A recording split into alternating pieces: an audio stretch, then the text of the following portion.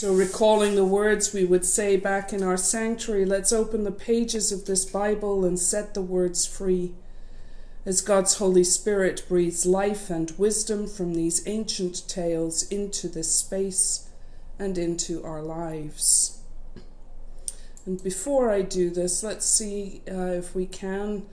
This is what live is all about, I guess. Are we any better with the sound? Okay. All right. So, Norman's going to have to jiggle things. Are you going to come back to me or not? Okay. Much closer.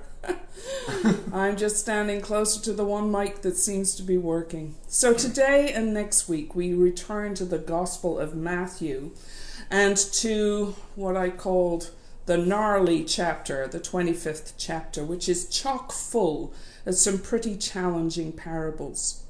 And this one would seem to be the one that's the more straightforward one.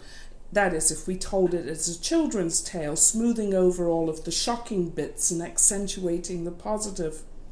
However, there's something that we need to consider carefully when we read these parables in the context in which Matthew situates them, which, if you remember, is the last week of Jesus' life, when everything that he taught and said and did is on the line, and the barrage of inquisitors who have provoked this parabolic tour de force would not know what hit them when he told these parables.